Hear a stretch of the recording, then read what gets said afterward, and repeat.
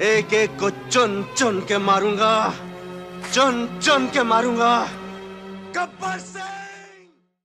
24শে November 2025 এক যুগের অবসান। কাঁদছে বলিউড, টিনশেল টাউন হারালো তার হিম্যানকে।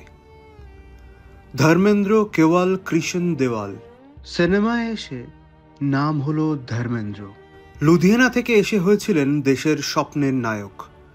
রোমান্স, অ্যাকশন, কমেডিতে হিন্দি সিনেমার ইতিহাসকে দিয়েছিলেন নতুন নতুন অধ্যায়। স্মরণীয় কাজের মাইল ফলক পিছনে ফেলে জীবনের যাত্রায় ইতি টানলেন বলিউডের ধরম সাব। দিল ভি তেরা হাম ভি তেরে এই সিনেমা দিয়েই বলিউডে তার যাত্রা শুরু হয়েছিল।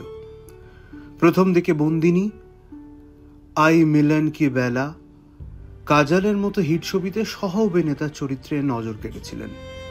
এরপর 1965 সালের যুদ্ধ নির্ভর ছবি হকিকত তাকে এনে দেয় প্রথম বড় সাফল্য। তারপর ফুল আর পাথর এবং ধর্মেন্দ্র হয়ে ওঠেন বক্স অফিসের নতুন ভরসা। 60 দশকের শেষ থেকে 70 দশক পর্যন্ত একের পর এক হিট। অনুপমা, আদমি और इंसान, मेरा गांव मेरा देश, सीता और गीता, লোফার, ইয়াদো কি বারাত, ধরমবীর তাকে একেবারে বলি নায়কের শীর্ষ সারিতে পৌঁছে দেয়। আর 1975-এর শোলে নতুন ইতিহাস তৈরি করল। বীরু এক নতুন প্রজন্ম তৈরি করল। সেই শোলেরই 50 বছরে জয় হারালেন বীরুকে।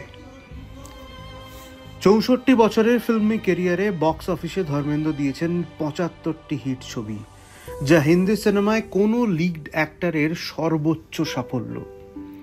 জীবনের শেষ দিকেও পর্দায় দেখিয়েছিলেন নিজের দাপুটে উপস্থিতি। 80 কোঠার বয়সে পৌঁছেও তিনি পর্দায় সক্রিয়। রকি और রানী কি প্রেম কাহিনী, তেরি বাতোं में ऐसा उलझा जिया তার জলজ্যান্ত প্রমাণ। তার আগামী মাসে মুক্তি পেতে চলেছে শ্রীরাম রাঘভানের ছবি 21, যা এখন তার শেষ ছবি হয়ে থাকবে। ভালো থাকবেন হিম্যান। অর্পণ ঘোষ, কলকাতা টিভি।